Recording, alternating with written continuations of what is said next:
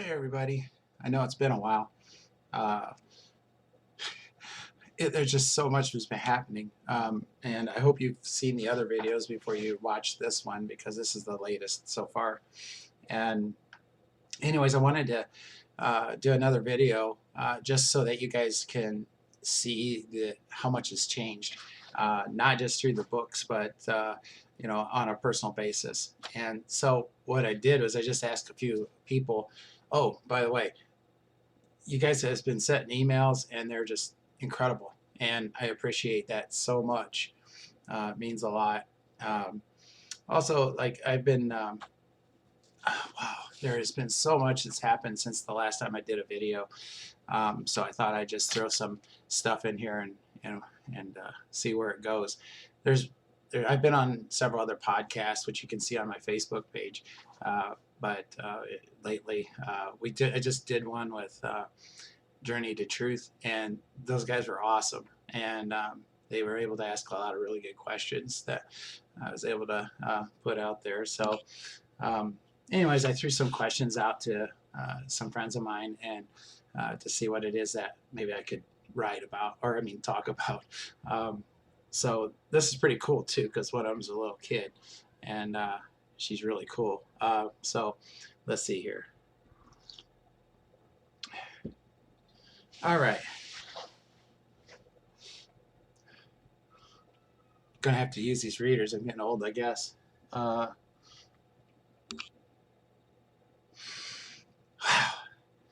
There's a lot that has happened since, and that's my difficulty uh, uh, trying to keep up with these videos, right? Because I write the books, and I'm experiencing, right, and I experience a lot because I'm there a lot, and then I'm here a lot. Then it goes back and forth, and sometimes I don't even know where I'm at. I mean, there's been days that I have actually lost time. Um, People. Anyway, uh, for instance, I know this is scattered, but I like it that way. But like I had an appointment to see a doctor, and I had it put on my phone as an alarm, and the whole works. And I was up there, and then I came down here, but it was like on a Sunday. I was up there, and I come back. I knew I had to be here, so I come back that next day. So I thought it happened to be Tuesday, so I missed Monday altogether. And this happens on a regular basis, and I try to go back and figure what was I doing yesterday, and it's all my memories are up on the ship, right? And it's like I have no recall of being here on that Monday, right? And here it is Tuesday, and I had missed my appointment. It's like anyway. So um, let me see, where do I even begin here? um, I know there's a lot of really cool questions. I think I'll start with this one from a friend, and there's a child too that asks these questions. But they ask, how do I remember all the dialogues that took place? Well, it's different because I'm different when I'm there, right? Because I've turned the switch off, in a sense, right? You know how I described when I got to a point where when I go on a ship, there's like a light switch that I turn off, imaginary, because when I'm there, I have to be complete. There's nothing I can hide. I can't change anything about myself in the sense of, in the present, yes, but of the past, no. And it's the only way that I can stay there and that they will respect me, because I have to become one of them. Otherwise, it doesn't work. There's a lot, because love can't flow completely when you're hiding something. And the reason I used the switch, because it was the easiest way to describe how when I come back to here on Earth, I have to flip the switch again, because here I could not exist in that love, right? In that openness. There's no way.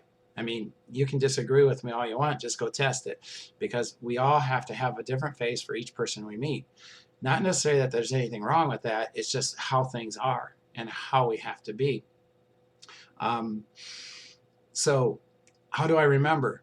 When you're in that state of love, it's almost like having a photographic memory in a lot of ways. I mean, you pick and choose because, being who I am, I'm limited in that ability to retain things. But, through college and things like that, there was a necessity for certain things. And it's as though these memories are imprinted within me. I mean, because, if you've seen any of my podcasts or anything, or you've met me in person and you ask me these questions, I can recall and I can go on for a long time. I have a tendency to ramble because it's so exciting to me. It never dies. I mean, so in other words, when you're in a space of unconditional love, I guess that's the other thing. Words do not really apply well as far as the definition when I'm comparing experiences there to experiences here, because it is absolute over there, and here it's very limited. And we have all these walls and those sort of things, but I'm probably boring you. So in other words, when I'm up there, the reason I can recall so well is, well, number one is I take notes right after it happens. And a lot of times I got to go back and ask, like Hans will tell me something, and he's kind of the engineer type in a sense, and he gets a little detailed, and I've kind of taught them what I call homerization. When they talk to me, when they need to talk to me in that way, so simplify it so that I can have somewhat of an understanding of what it is that they're talking about. But at the same time, our words really don't apply in so many ways, at least the definitions of those words. And if you've read my books, you'll understand that. So the key is love, as with everything that has to do with not here, right? And so that's how I retain. And plus, I keep the notes, right? And then when I do go to write, it takes about 24 hours, and I write a book. And I'm about to write book 9 here shortly, I think. Whenever it hits me, because I've got so much information. I mean, I get stacks of notes, right? But not all of them really apply, and I don't think it would keep your interest because it's kind of boring. I mean, it's like you write yourself about what happened to you today, and you're with your family or something, and you're just hanging out, and it's a day thing. You go to work, you come home, or you go to school and you come home, and it's kind of mundane sort of things, but there's always something exciting that's just about to occur. You just don't know what it's going to be, so because you're waiting for the experience in a sense. All right. So that's how I do that. Let's see. How are the beings that I meet for the first time able to speak English so quickly? Or are they speaking in their own language and it gets translated to you somehow? Well, there's a couple of ways that happens. There was a time when I met this lady, Nari, which they're more advanced than the Plejarens are, and their friends. And they have an ability to communicate, which I wrote in one of the books. We were on this realm, they call it, where all these beings came together for a specific thing, and the different species, I guess is what you call them, or peoples that were attending, had on their ship what they would have an example of who they are, how they live, or their specialty, and then you could go there and experience that to get to know them better. And so I went to visit her, and oh yeah, they kind of look like in the movie Avatar, except for they're not all that color and things, and it's not the differences aren't so accentuated. It's more subtle. But anyway, she one time asked me, to listen to her, and again, here it comes from love, right? Because I don't know if you quite understand it, but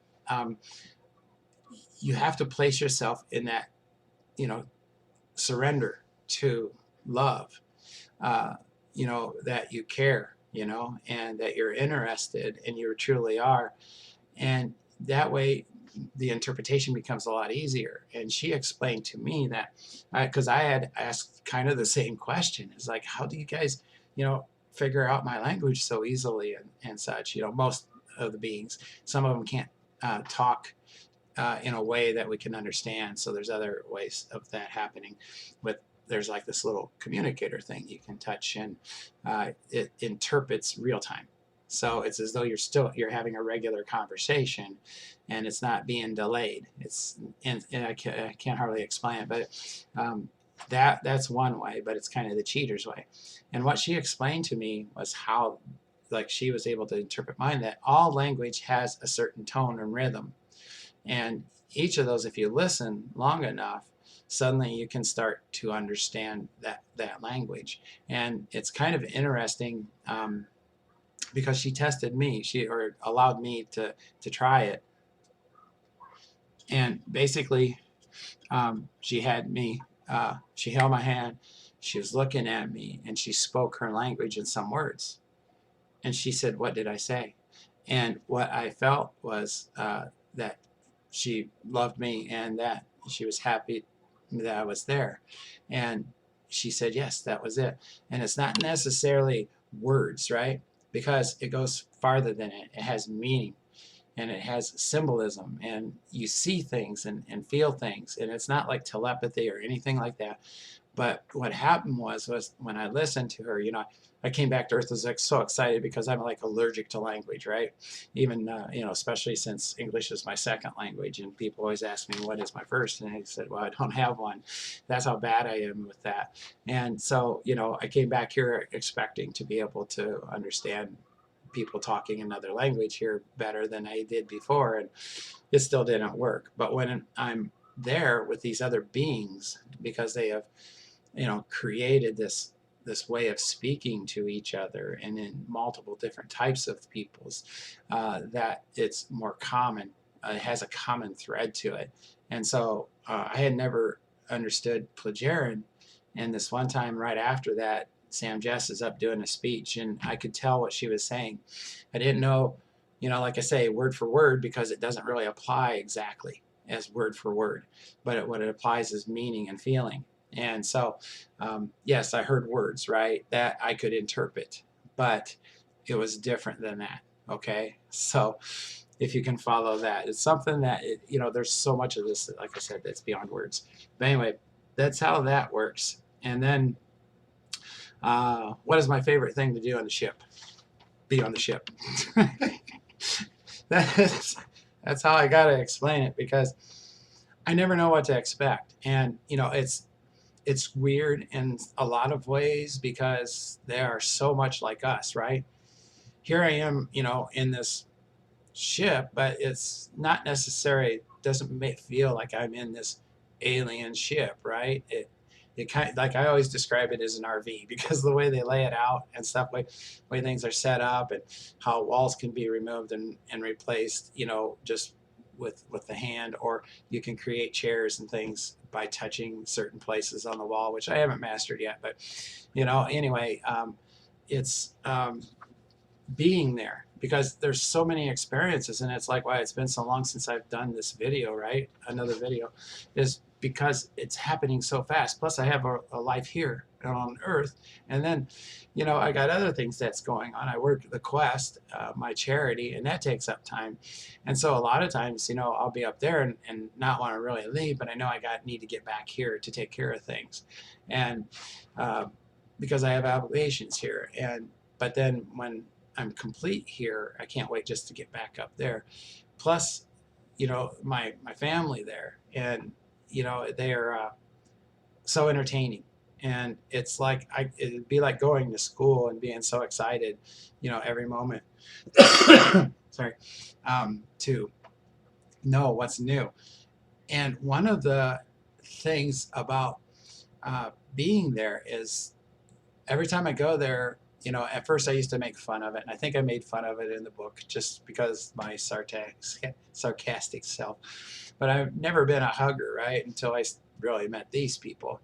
And when I'm there, I have to hug each one of them, right? And I used to say, oh God, here goes a whole another hour. You know, every time I go to the ship, it's going to take me an hour to get through all the people, right?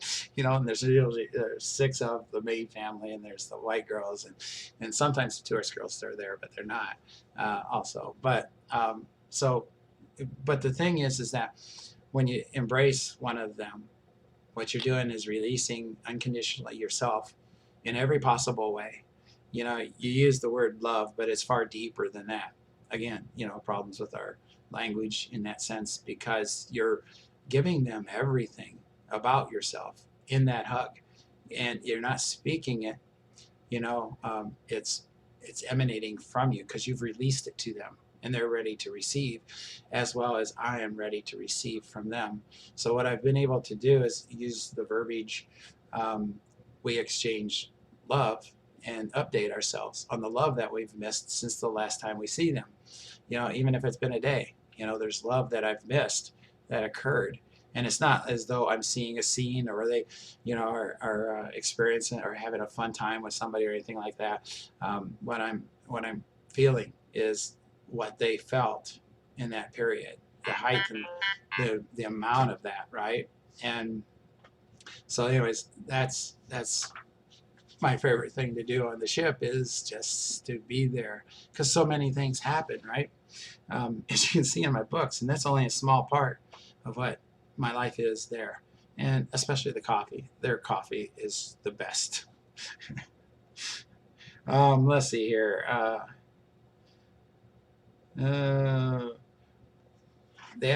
she asked about the forehead touching experiences.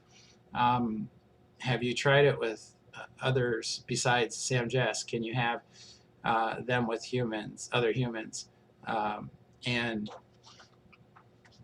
the forehead touching goes back for me in a long way.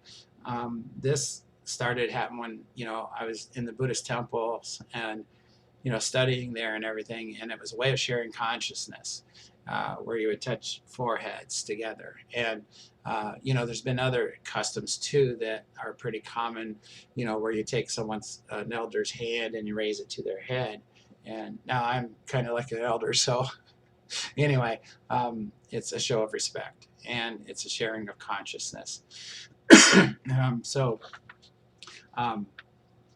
doing it with somebody other than Samjase. When me and Samjase do it, it's usually leading up to one of our travels, right? And you know, there's other times though that it's more of a sharing of consciousness. But when what I describe in the book, one of the books, I don't remember which one. There's been so many. You know, it's been less than 2 years, and I'm going to be in the 9th book, so just over 2 years. So um, when me and Samjase do it, it's far greater than that. It's not only that, it's the representation, and I describe the representation of each part of that process. Like when we travel, where our knees will touch, we'll be sitting across our knees touch, you know, and then there's this force, not that we're resisting, but you can feel this force that's just surrounding us, right? Like putting us in a bubble that's got a thickness to it, and it kind of makes us move in a certain way, where, you know, our foreheads will come together, which has a meaning, and then, you know, as it rolls down, and you know, you touch the nose, and that has a meaning, and then when it gets to the lips, you've completely fulfilled that entire uh, segment of merging with that other person. And then we usually take off from there. There's other little things, you know, subtleties to that too, where the eyes and such. But when I'm on the ship, there are times when people will you know, we'll hug or something, and we'll bring our foreheads together. And again, it's like the sharing of consciousness between to the two people, because consciousness is fluid, and it can, you know, come together in a sense. You still own yours, they still own theirs, but it's an intertwining and emergence of those two things, sharing the love between individuals and the respect for each other. So I think I answered that. Um, do the girls have a favorite song from Earth? Oh boy.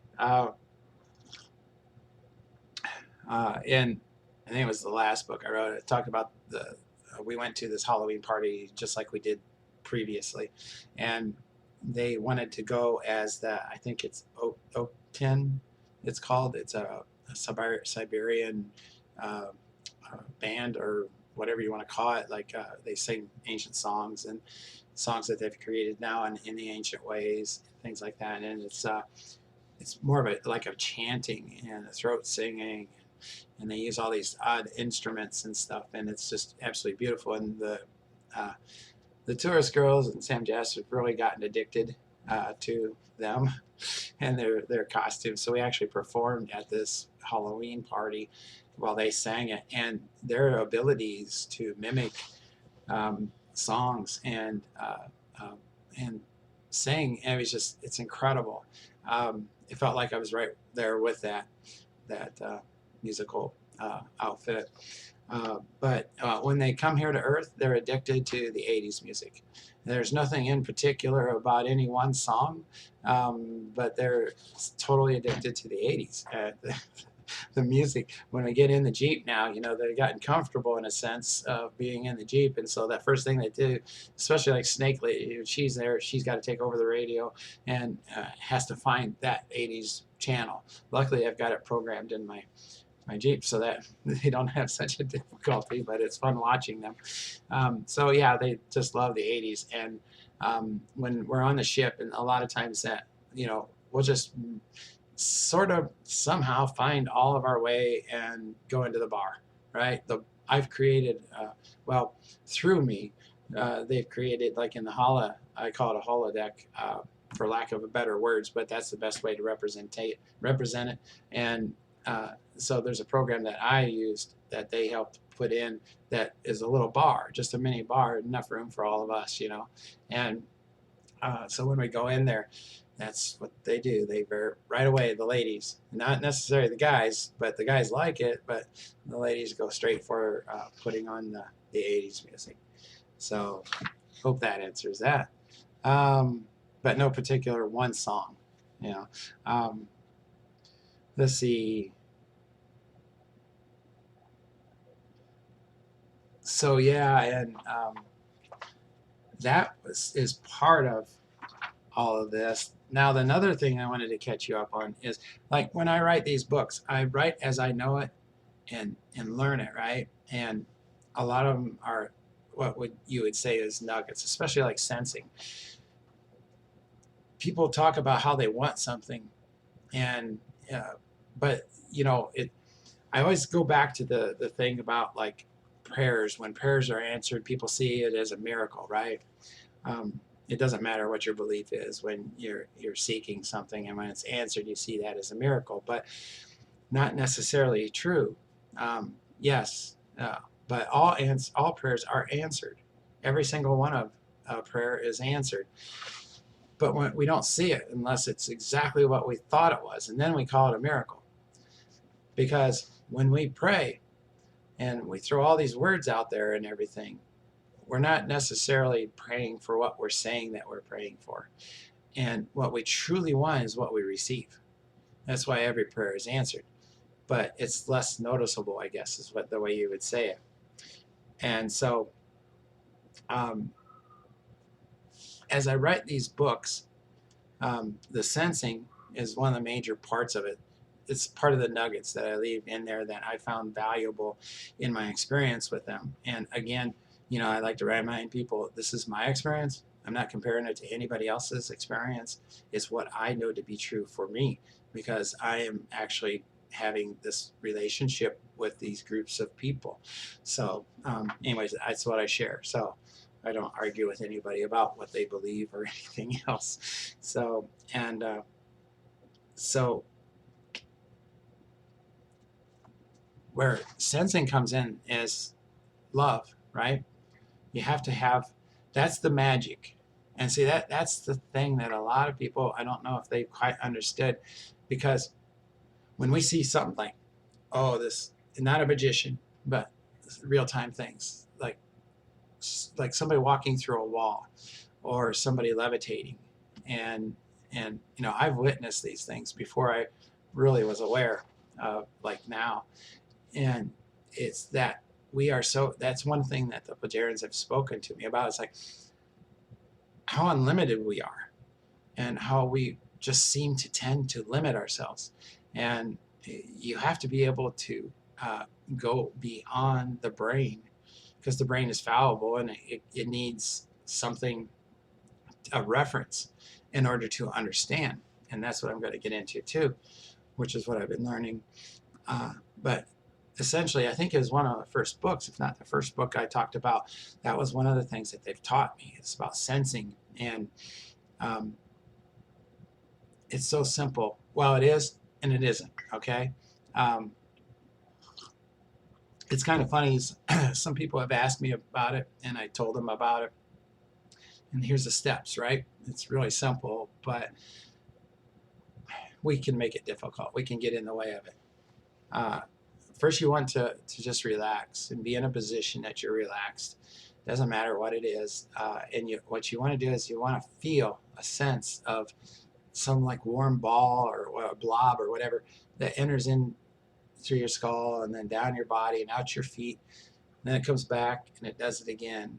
And it just keeps repeating over and over and over and over again, right? And you sense that of that feeling, that warmness that comes through your body, and you release. And as you're doing that, once you get that where that feeling is not going to go away, you've got it in you now, right? And it keeps going. You never stop doing it, okay, through the whole sensing. You just keep that going. But now what you want to do is you want to add a moment of unconditional love that you've experienced sometime in your life. And it's remarkable to me that there's a lot of people that says, well, I can't think of anything, right? And I said, well, what about a pet? Oh, yeah. Well, see, that's included in this. So you're doing that, the ball thing, and then you start remembering this memory that's in here in the head, and of your experience of unconditional love. And you go through that and over and start repeating it over and over, not losing the warmth of that ball moving through you again and again and again. And you add that story or that, and you think it, you're imagining that experience happening again, and you keep replaying it until it becomes more than real again, and you forget that it's not real.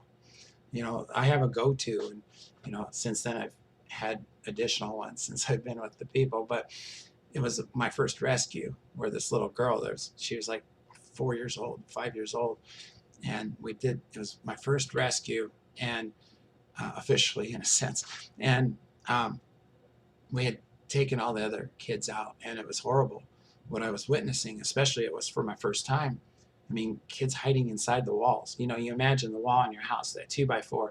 They don't necessarily have 2x4s, but it's the same kind of space, and they could slide in there, and it would be so hot. I've even seen kids die because of this. But anyway, we had cleared the house out, and that was the last one left. And I picked her up, and she's fighting me.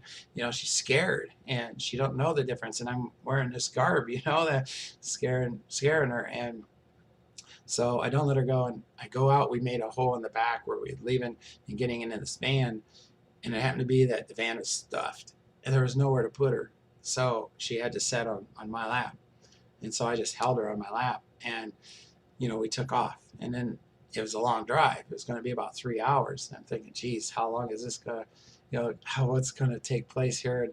And, I'm looking out the window and stuff. And eventually, I slowly take off my garb. And so I got that thing, don't look at her. Don't look at her. You don't want to scare her, and it came to this point when, you know how it is when somebody's staring at you, somebody's staring at you, and you got to look, whether you want to or not. You just have to look. And that's what happened to me, is I looked at her eyes, and it lost everything, that I was thinking or feeling. And I was consumed by that beauty in those eyes that was looking back at me. And to think that what she had just been through, and it was like, now I have an obligation, that these kids, and that's what started most of all of this, that was my moment of unconditional love. I mean, I could see the wrinkles in her clothes. I could see the dirt on her face. I could see, her teeth. Yeah, I mean, everything. So when you're in that moment, You're feeling that, you're sensing that ball going through you over and over again, that warm ball, and you're replaying in your mind this memory of unconditional love, and it becomes real. At that moment is when everything opens up. Whatever it is that you sought, you truly sought, not what you asked for, but what you truly sought would be presented to you. And that's like, for instance, it can be so simple or it can be very complicated in what you receive, and you have to be present for it. That's another important part of it. And it's like, for my first experience, you know, mother taught it to me and stuff like that. And so me and Semjase, I took her, I wanted to show her, you know, look at the stars and stuff like that. And up here in Fort Myers Beach area, there was a place that's kind of vacant, and it's just full of trash, not human trash, but you know, from leaves and trees and stuff like that. And it's on the beach, and I was able to drive my Jeep up to it, you know, and park there. And you know, we sat on the hood, you know, something else happened, but it was funny. But anyway, I'll stick to the story. I was looking at the skies, and I could see, you know, these little pricks of light moving around, and obviously they were not, you know, from here. Okay. And she says, "What do you want?" And I says, "I want to talk to one of them." And she goes, "Well, you learn sensing. Just sense them." And so that's what I did. And I went through that process, and I hear in my head this voice, "Hello?" And it was from there. And right away, my eyes get real big. I look at Semjase, and she's like, that was them. And so, anyways, that's the sensing, right? But the sensing goes a lot deeper.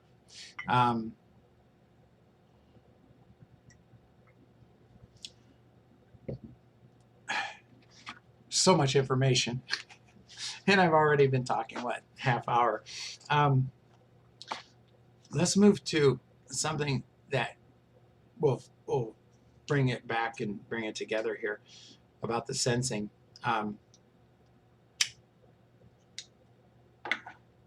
So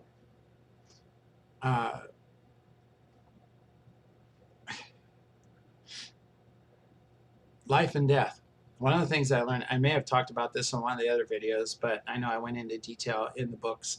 But and since then I've learned even more, and it's like a continuation of how far and how deep this runs and what you need to know. And like I say, I'm homers, right? So I need the homerization, and so I create the homerization so that I can remember in a lot of ways. And so, like, you look at, we're not here. Time doesn't exist. Okay, those are constants, and we perceive our bodies and such. What we are is a projection. And what I mean by that is, I want you to imagine a big puzzle board up in space, okay, in the darkness or in the void, right? And you have all these puzzle pieces, right? Each of those puzzle pieces is a fragment of consciousness, okay, as the whole. And you have this old man with a big white beard and stuff. He's sitting on his lazy boy on top of this puzzle board, right? And in front of him is all these TV sets. So imagine, you know, we believe, you know, it's kind of funny to me now, but, you know, we have past lives, we have our present life, and some people even believe we have future lives. Well, each of those lives is a TV series on one of the television sets that's setting in front of the dude consciousness, you know, the big white beard and all. And so, like, me in the past, right, or a past life is on the TV set, and my life is a TV series, right? Because we are a projection. We never leave consciousness, and that's how we never die, right? And so, as a piece of that consciousness that we chose to become or to be projected, there's essence on it. Our essence is added to that consciousness. And so, when that TV set, when one of the shows goes off the air, right? That's our death. That's what we perceive as our death. And so, you know, deviating from that just shortly is like each of those lives is a plane of existence. And, you know, how me and Semjase came together was her plane of existence merged with my plane of existence. She is me. She is a quantum entanglement. And so we have a TV series together now. Hers ended, mine ended, but we didn't die, you know, or we didn't end the projection. We just became a merged TV series. So when we end what we perceive to be a life here, then we don't die because we were never here, right? But what I call it is like, okay, now we've become this memory card, you know, that's still alive and it's stuck on consciousness, has a building on it. It's like the museum or whatever you want to call it, where every time when one of these projections or past lives ends, it goes into that digital file. Now that digital file can be accessed at any time. For example, I know about this kid who was related, I mean, present day, right? And he's related to Lizzie Borden, I believe. And so he was like a ghost hunter, and he tried to communicate. And so he has this conversation, right, with Lizzie Borden. And in that process that he was doing, he's thinking that he's talking to her in the past, in her present, right? But the reality is he was actually communicating to somebody who's still alive, and she was speaking back to him.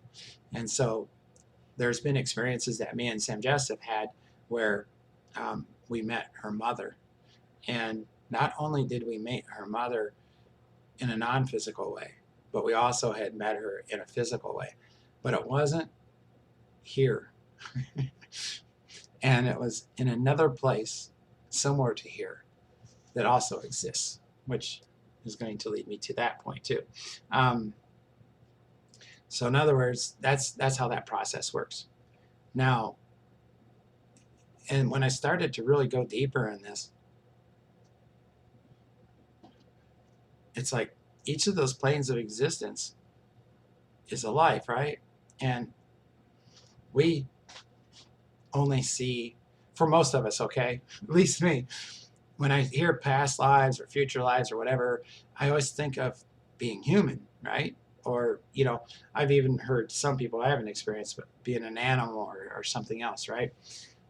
But that's just a plane of existence, you know, one specific type of plane of existence. Well, the best way to look at each of your lives is a dimension, because a dimension is an aspect of oneself. Something has to come from self in order to create what we call a dimension. A plane of existence is different than that. That's the roller coaster that we're on, right? And each of those planes of existence has dimensions, which we call like our past lives or whatever you want to call. The thing is that I was limited in the way I was seeing things, because planes of existence aren't just one. There's many, there's multiple planes of existence that each of us are on. And each of those multiple planes of existence have multiple dimensions that come from those planes of existence. So I know I'm talking very generally, but in a sense, the way to think about that is ethereal, right? Being, light being, consciousness, so many different, anything that you, and even like fairy ones, right? Things like that. There are so many different planes of existence that aren't just human. And we have lives in each one of those. So talk about going down the rabbit hole, right? It goes so far beyond my mind, and I've seen the evidence to this and have experienced somewhat of it that I could, but I can't comprehend so much of it yet. And so we are working on so many different planes in so many different dimensions all at once. And we're not just having our past lives right here in front of us, okay? That's why I don't suggest people go to the Akashic records and be read, or at least by somebody legitimate, because all it's going to do is confuse you and distract you from the whole, right? That's why we don't keep those memories. Well, we keep those memories, but in subconscious, not in the conscious state like we are here, right? This projection that I'm here now doesn't contain that. It's hidden from me, but it's still there. But so it is with so many others. Anyway, so now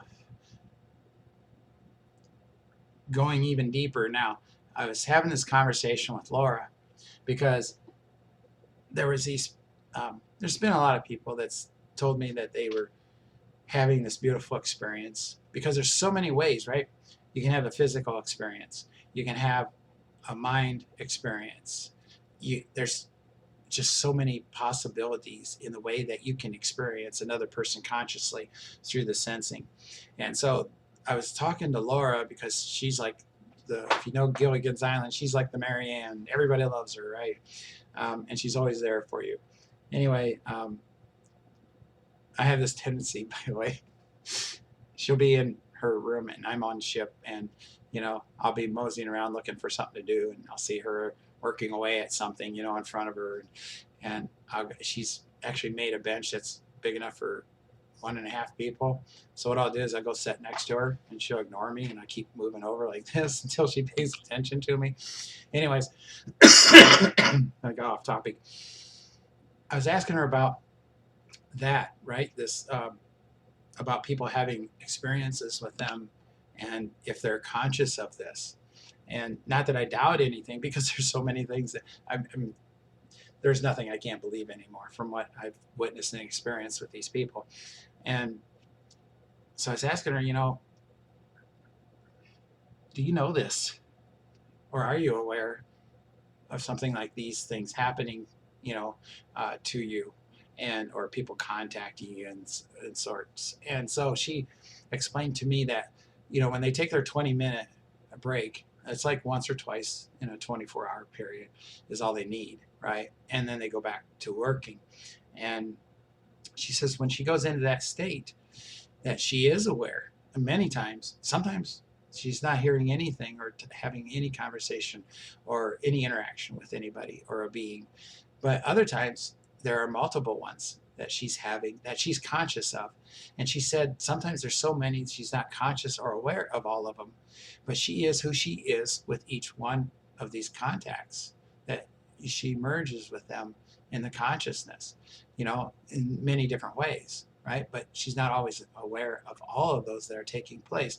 But it's kind of like if, this one sensing thing that like Sam just explained to me, and she put it in the homerization way, about sensing. She goes, like, if she was with Tom yesterday and she lost her keys, okay, while he was here, and he's not here now, and he's like 1,000,000,000 light years away, right? Well, sensing is unlimited, and it's simple. It's as though the person's right next to you. Now, she says if she sits down and she senses him, to ask him if he knew where she left her keys, right?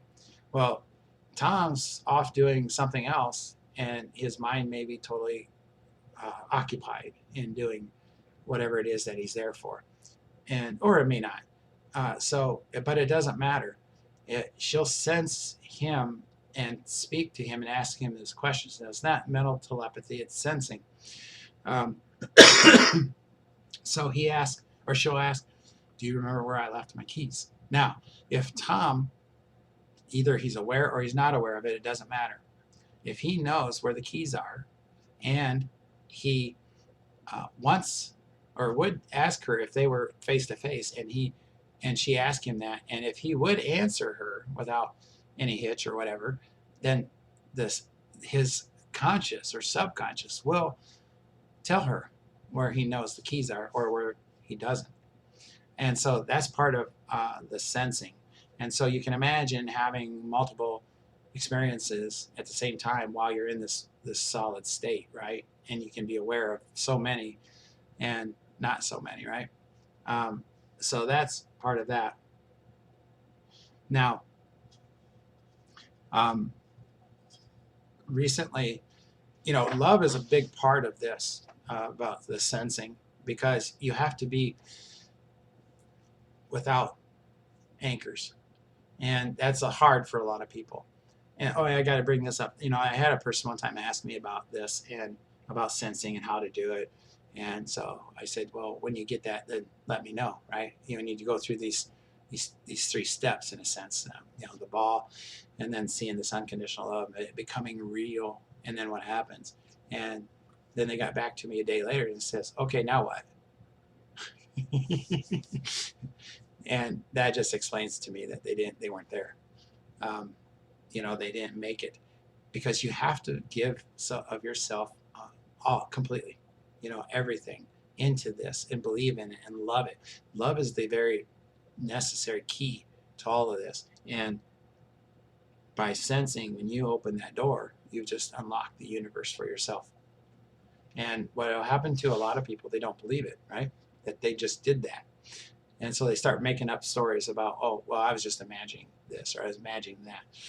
And it's not true, because when you get to that door, you know that you've entered another world. You just can't, you know, you have to let it settle for a while, and then you go back in again. But it's the repetition. It's just like when I was in the temple learning so many different things, rather than martial arts or other, you know, the more spiritual things, was that you do it again and again and again and again and again and again. You don't give up on it. You know, some people, bam, they're right there, right? You know, they make us all sick that can do that. But then there's the other people who just, they're diligent. They believe in it, and they just continue to work it. And love is the key, right? Love is the magic. All these things that we perceive as magic, somebody walking through a wall, somebody levitating and stuff like that, that's not faked. Um, we perceive that as magic, right? And it's not.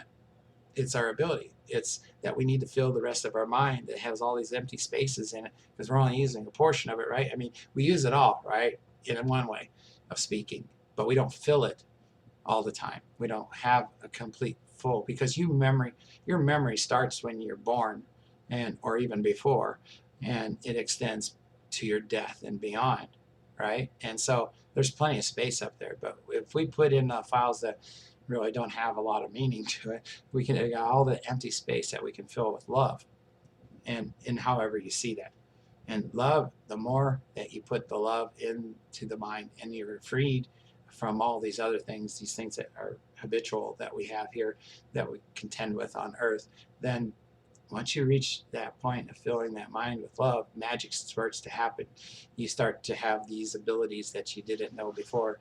But what will happen to a lot of people that haven't been led to this is they start just thinking they're going crazy, and they dismiss it, or they find excuses for it and that sort of thing. But you just have to believe. I mean, how is it hurting anybody, right? It's only you, your personal self, that's in that energy. So one of the things that has been happening that, you know, like in my previous books, I wrote about, when I was doing a rescue one time. I was here, and Semjase was sitting next to me. We came across one of the girls that we were rescuing that was dead. And uh, I was commanding, right? And we have a commander on the ground that's there, and me that was overseeing the thing. And I was instructing the commander, you know, what to do, or ask her the things that she planned on doing with this person. And, you know, and we arranged that, and we went on, and we saved everybody, all the kids. And Semjase was bawling her eyes out as she was witnessing this. And afterwards, she was like, you know, how did you do that? You know, how can you maintain? And it's just something I've trained myself to do, right? You know, I don't hold the memory, you know, that creates the problems that a lot of people have in this field, or, you know, the military field. And like there's so many of them that come to me that are broken, ex-soldiers, ex-contractors, and things like that. And they have a level of PTSD. And it's weird. I don't understand it fully. I have my ideas, but I'm not a doctor or nothing. But after they've completed one or maybe even two rescues, where they've held one of these kids in their hands and know what they've done. They've saved this kid's life. You know, she was destined to die, and here they were a part of what will change all of that. And they do it again and again, and it just disappears. No matter what medication or anything or training that they had that didn't work, once they do this, something's changed. And my guess or theory is that the feeling is so, the memory becomes so strong and so beautiful that it takes the place of the past, the bad memory or memories. Anyway, so love, again, it's kind of weird. I'm still uncomfortable talking about this love stuff, you know, and everything. It makes me feel like a hippie or something. But you know, some of my close friends just crack up. They laugh about it, but they say, "Don't you dare stop talking about it," because it's the essential part of being able to be with these people and have that communication, because love is natural law, and natural law is what governs everything. And so, of course, me and Semjase are very close. We kind of are like an amplified being in a sense, because we are quantum entanglement, right? And so we're bonded in so many different ways, but we're two beings in one plane of existence. And we know each other, right? Because we are each other in a sense. But I was formerly from this plane. She was formerly from a better plane. But anyway, so we kind of amplified when we do things. And the love that we have for each other is love of self, right? Because we are one person.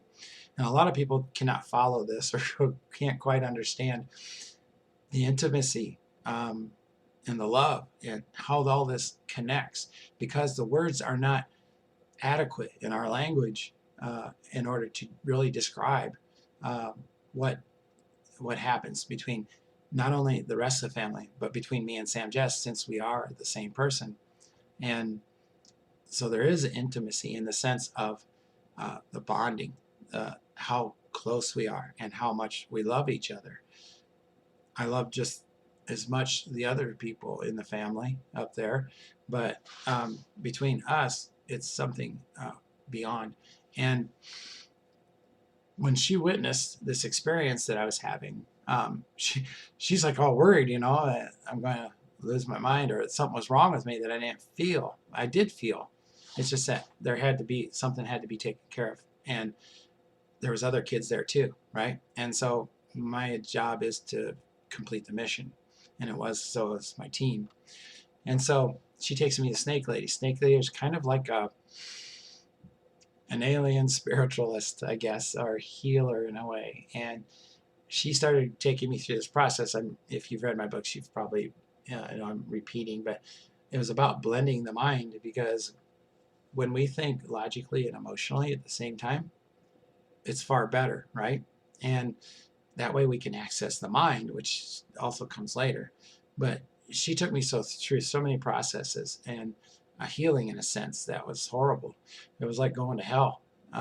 What she was doing to me, her and mother even got faint so one time because of the pain that I was going through, that Snake Lady was putting through me to push these things out, reopen the pathways of this energy where it would flow through me. And it went on for hours. And anyways, I survived that. And mother was saying that she thought she was going to kill me.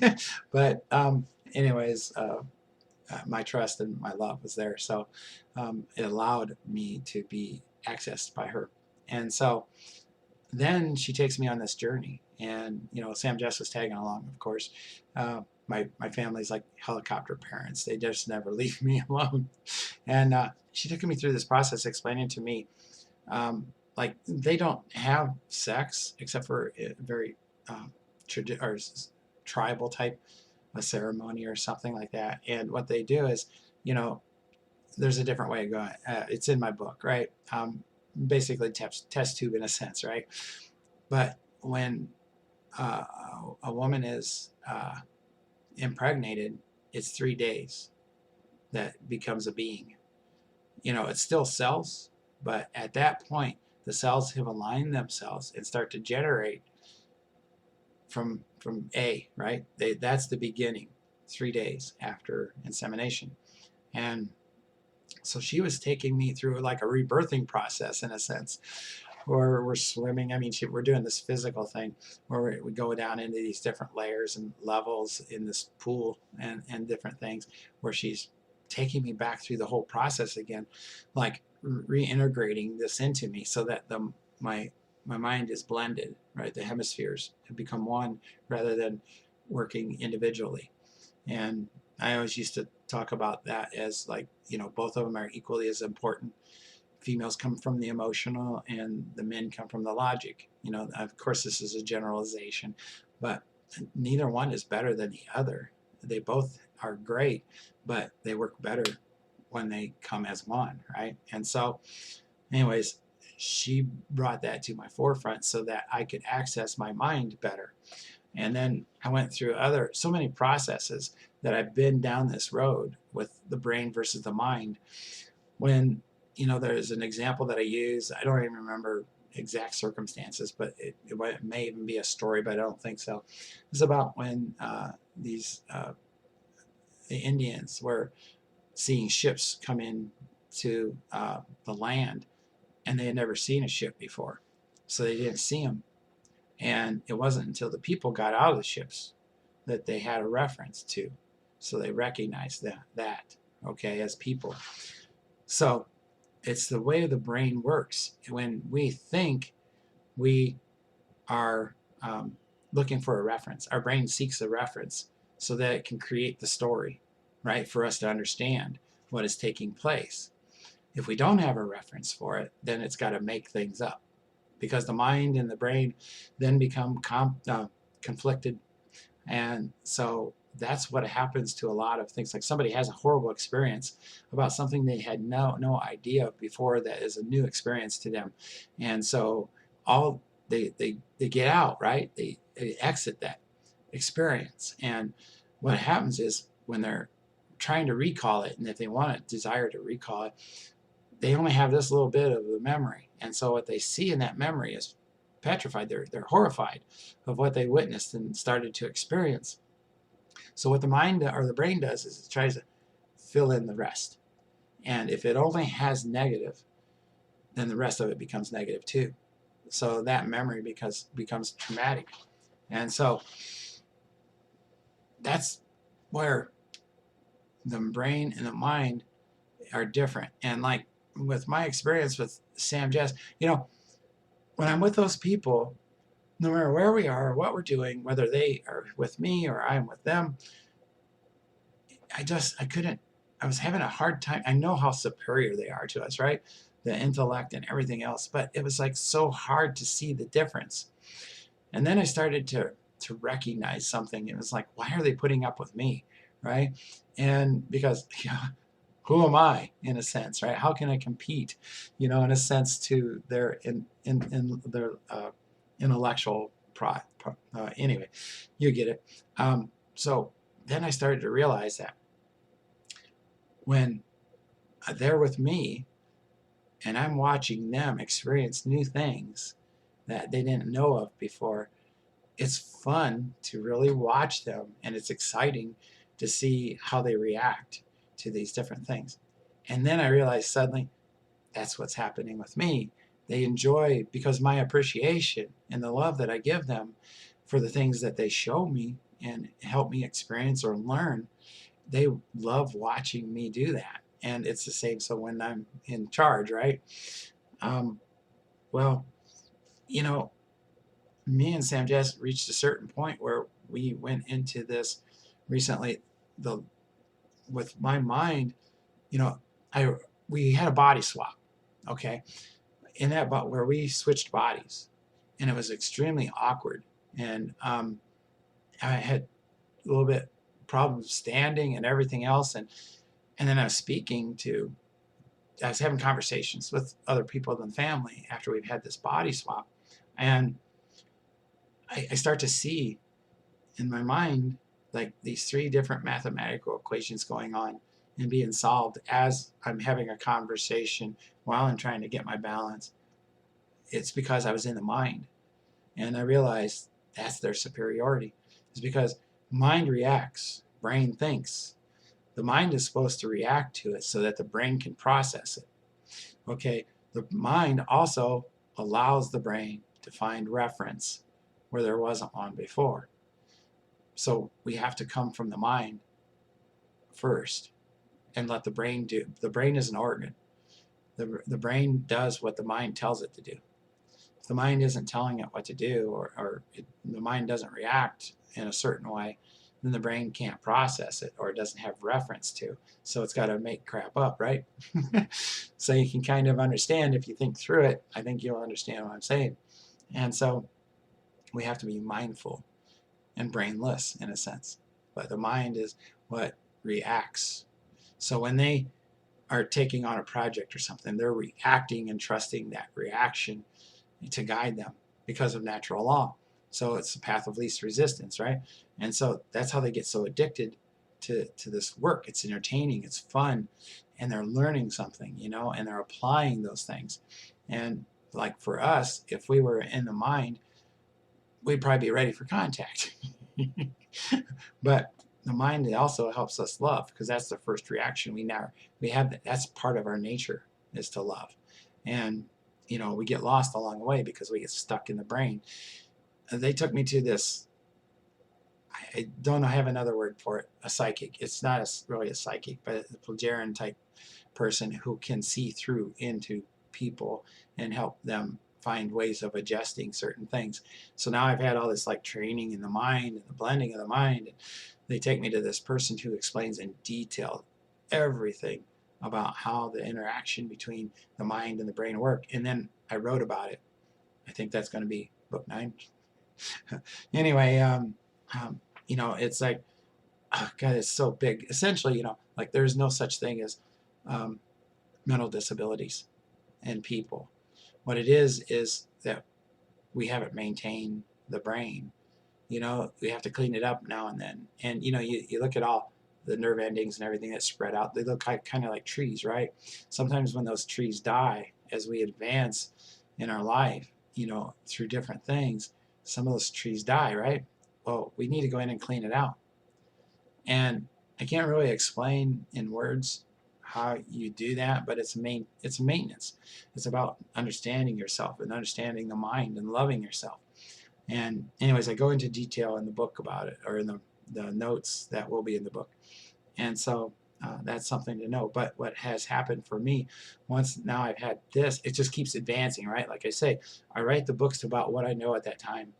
And then as I write and learn new things in the other books, the following books, I advance it. You know, I explain more of what I understand now. And I reached this point where after I had this conversation and I saw my family again, it was weird. It was, I felt so empty and was seeking being filled with their love. And when I got it, it was just so emotional to me about what I was experiencing. And they're kind of like, what's going on there, dude? You know, sort of thing. And it was like, and it reached this point where I'm trying to wonder what was that all about, you know? And I feel so much more, so much alive and appreciative, and I love so much, but I'm not a hippie. And so I run into Semjase, and we decide to sit down and talk because she has something similar occurring with her. It's about how when we saw the family emptiness, and then we just took it all in, right? And then we were fuller of that love. And then we had an experience. We just felt like we needed to do that, one of those travels again. And we did it a little different. And what happened is that multiple things happened, and our abilities to observe and experience and to move through the travel in another way, in a deeper way, has now even confused Mother. She doesn't know how to talk to us about it. But that is the key, you know, is to find the love. And there's so many ways to do that, but you have to be free of yourself. And I leave nuggets all through my books. And, you know, I'm very happy that so many of you have connected to that and feel it and have found belief, you know, that you didn't have before, you know, and it's all about you, right? Because you are everyone. And so, anyway, I think that kind of catches you all up. It's been a whole hour, so I'm sure most of you have already faded off by now. But anyway, I just wanted to catch you up on some things, and I'm sure I'll be doing another one, I hope, again soon. So anyways, thanks so much, and bless you. Thank you.